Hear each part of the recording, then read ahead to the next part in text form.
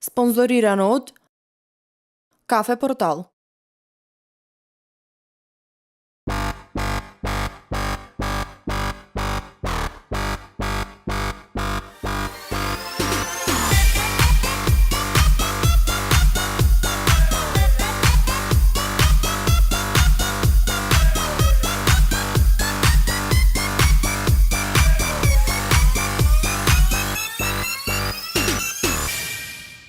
Почитувани, го започнуваме новото издание на Спорт Интро на телевизија Мега.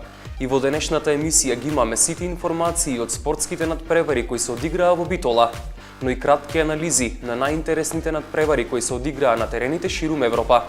Останете со нас во наредниот половина час. Ракометниот клуб Пелистер направи вистински подвиг, совладувајќи ја во гошќа на гостински терен, а со овој триумф се пласираа во понатамошната фаза од Челлендж купот. Касим Каменица и неговите играчи со малку среќа во наредната ждрепка ќе може да направат вистинска сензација за ракометот во Битола.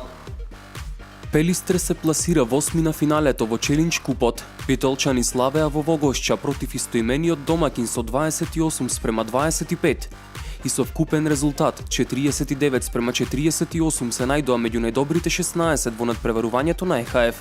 Првиот меч во салата Младост го доби представникот на Босна и Херцеговина со 23:21. По првиот пораз во Битола се чини Пелистер во голема мера беше отпишан од можноста за пласман во четвртото коло од Челлендж купот. Но така не мислеа Касим Каменица и неговите ракометари. Подобриот во двомечот беше решен во завршните 5 минути од реваншот. Пелистерци за прв пат поведоа во 56-та минута од средбата, а предноста ја надградија за уште 2 гола до крајот за конечен триумф и на гостувањето и во двочасовната македонско-босанска ракометна пресметка. Дивковиќ со 8 гола и Бечиќ со 7 го предводеа домашниот состав. Маџовски беше прв стрелец во екипата од Битола со 6 погодоци. Везенковски реализира 4. По 3 впишаа Чантурија, Димитровски, Павловиќ и Рајатовски. Со оваа победа беше срушена и една традиција, според која македонскиот тим секогаш бил елиминиран од босански екипи во европските купови, кога се работи за двомеч. Слабиот рейтинг на македонските екипи надвор од Лигата на шампионите го сместија битолскиот состав во вториот шешир за ждрепката за понатамошната фаза. Доколку битолчани имаат среќа, би можеле да стигнат далеку и на европската сцена сезонава. На списокот на можни противници се неколку силни екипи, но има и тимови кои би биле токму тоа што му треба на Пелистер. Дукас од Грција, Слога Пожега од Србија и Бистрица од Словачка би биле добитна комбинација за македонскиот тим. Но на списокот на противници има и нималку наивни противници како Спортинг и Запорожје. Спортинг е освојувач на Челлендж купот во 2010 година, а сезонава имаат тим со кој ќе се обидат да им ги замрстат сметките на Порто и Бенфика. Втор најсилен тим што би можел да биде противник на Пелистер е швајцарскиот Сент Гален.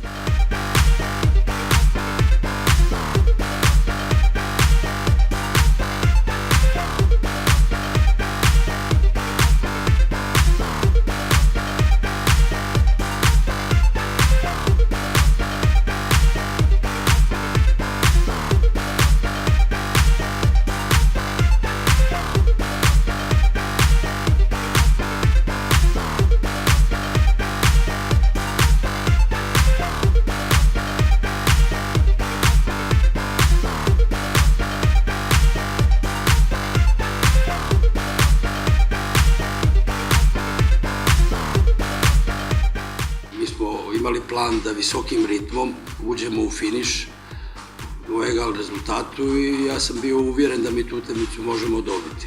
Ekipu Vogošće su u igri držali pojedinci, odnosno jedna iskusna uigrana ekipa sa visokim učinkom pojedinaca Šabanovića, Divkovića i Međića, ali je to za današnju utakmicu potrebno je još izbora igrača. Во малото пелагониско дерби, Eurofarm работник го совлада Прилеп. Присутните во спортската сала Младост имаа можност да гледаат допадлив ракомет, со брзи напади и на двете страни, а надпреварот заврши со голем број на погодоци, 35:32 за домашната екипа. Ракометарите на Eurofarm работник во надпревар со многу голови го победија составот на Прилеп со 35:32 во пелагонискиот дуел од 12-тото коло на Суперлигата и сега заедно со Охрид имаат ист број на бодови на табелата. Избраниците на Иван Марковски и Александар Зарков беа постојано во водство и на крај се радуваа во салата Младост во пелагониското дерби, а присутните на овој надпревар имаа можност да гледаат допадлив ракомет со брзи напади и на двете страни, но и голем број на погодоци, што може би се должи на голманските линии кај двата табори. Во доста ефикасен надпревар, домашните ракометари успеа да реализираат поголем дел од своите шанси и да стигнат до 8-та победа во новата сезона. Предноста постојано се одвиваше од 2 до 3 гола, за на полувреме да се замине со 19:17 во корист на домакинот. На стартот на вториот дел, Прилепчани кои играа без пикерот Ѓоргиовски стигнаа до 21:21, но немаа сили за комплетен пресврт. По неколкуте грешки во нападот, но и повредата на одличниот грузиски интернационалец Орионикидзе, домашниот тим повторно ја врати стандардната предност и ја одржуваше до самиот крај за конечни 35:32.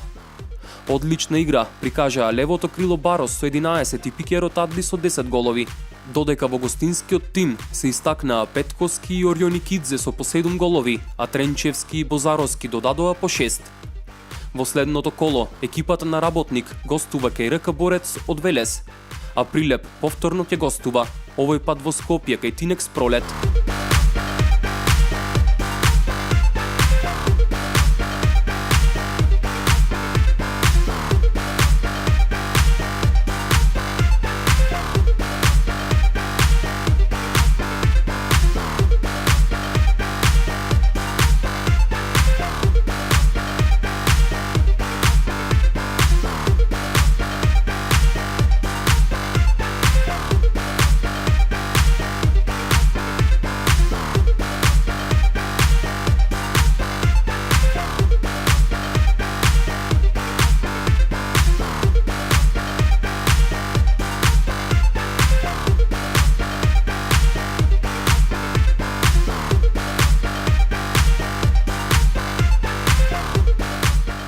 Малото пелагониско дерби, да речем, очекувано со голем број на голови, се чини надпреварот решен во последните 10 минути. Па добро, најнапред сакам да им честитам на моите ракометари за победата против многу добрата екипа на РК Прилеп од Прилеп и на фер коректната игра од нивна страна. Мислам дека очекувано беше дека ќе играме еден ваков тврд надпревар, бидејќи знаеме претходно дека Прилеп е екипа која дава над 30 голови. Тоа го знаевме, иако во сите сегменти во овој надпревар го контролиравме резултатот. Можеби така изгледаше дека на крајот се одлепивме, но сепак ќе кажам дека таа е една екипа исклучиво напаѓачка која што и во претходните надпревари ги покажа дека стварно е незгоден противник. Знаеме дека Пелистер ги изгуби дома бодовите и тоа е факт, но ние максимално професионално одговоривме на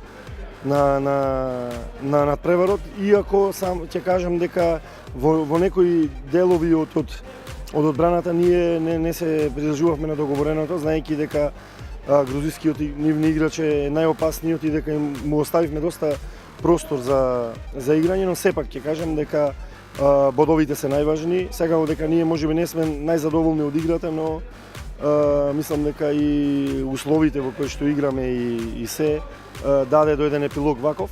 Јас само ќе кажам дека еден надпревар кој што рутински го добивме и дека во иднина мислам дека веќе на следниот надпревар во Велес не очекува еден доста тежок испит кој што мислам дека максимално во тековната недела ќе се спремиме и ќе го дајме максимум за подобар резултат.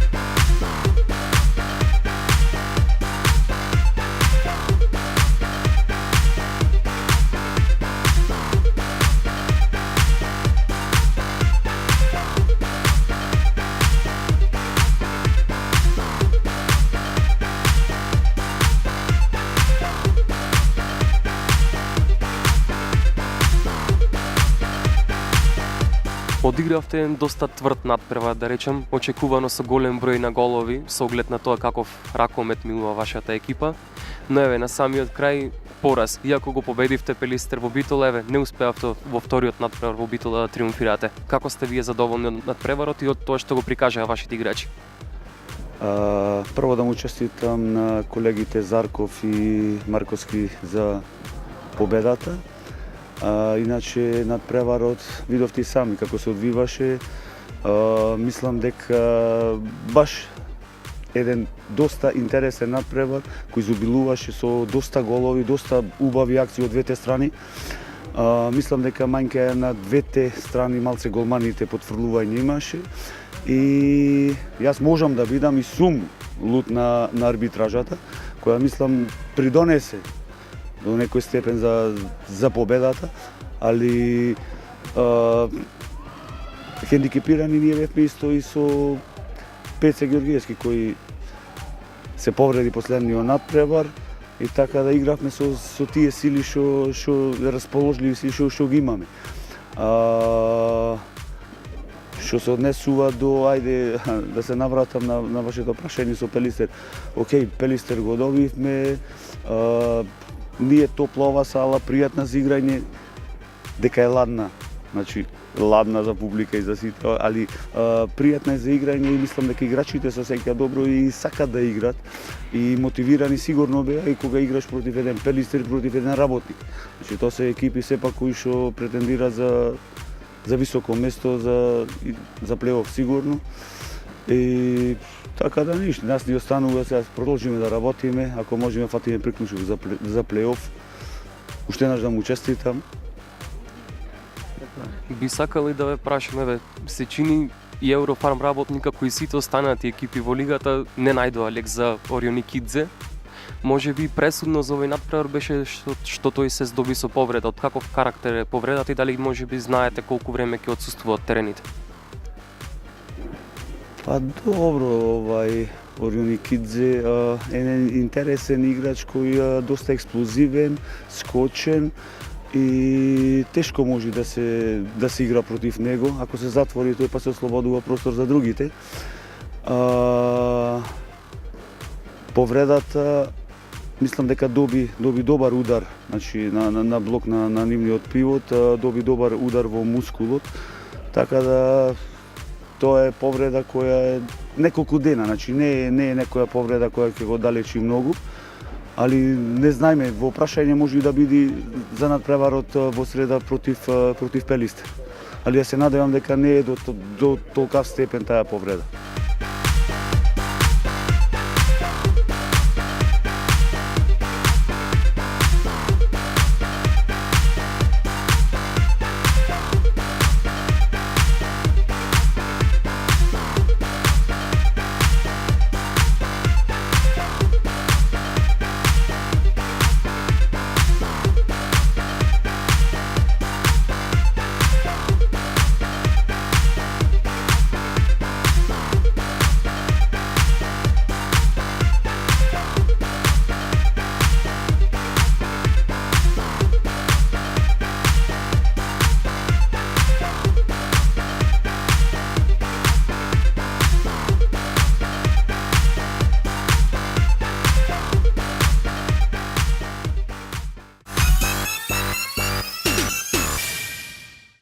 Миролюбиви 0:0 е исходот од надпреварот помеѓу Победа и Македонија Ѓорче Петров.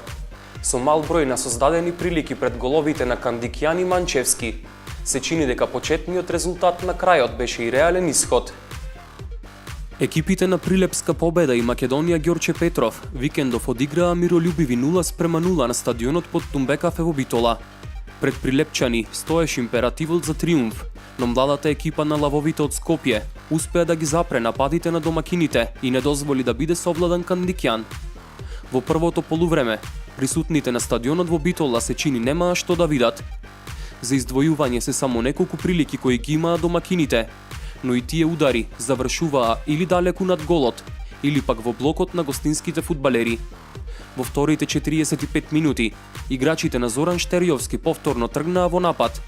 Првата прилика дојде уште во 49-тата минута, но домашните фудбалери не ја искористија мешаницата во петерецот на Кандикјан, па топката заврши крај голот.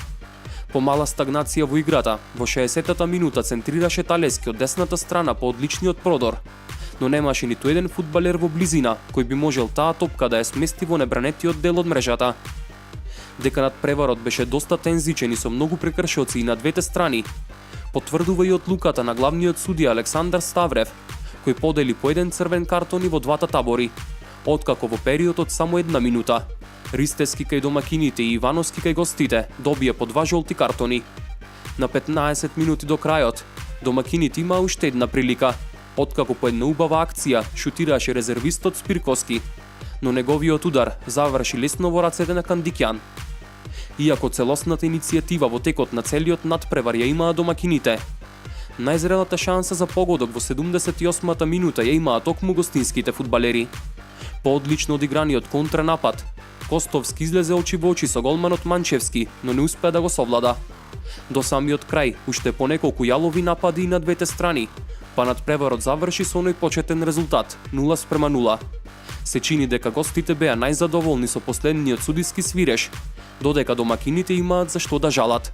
По комплетираното 16-то коло во првата македонска фудбалска лига, Победа и Македонија Ѓорче Петров остануваат на дното на табелата.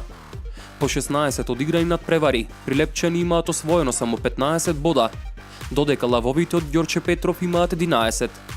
Полоша од нив е единствено екипата на Брегалница, која има освоено 9 бода.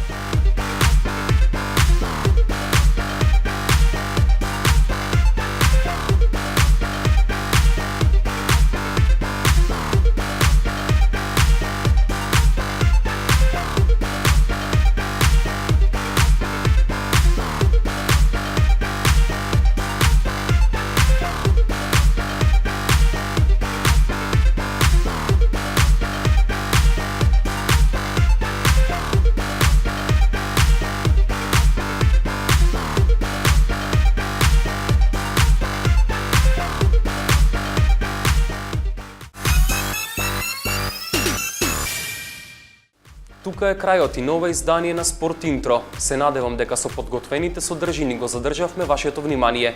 Имајте пријатна работна недела и останете со програмата на телевизија Мега.